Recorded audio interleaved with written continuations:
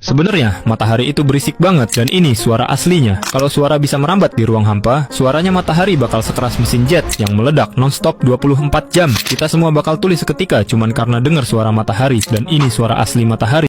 Now if you're trying to break my heart, it's working cause you know that should be me. Holding your hand, that should be me. Making you laugh, that should be me. This is so sad, that should be me, that should be me.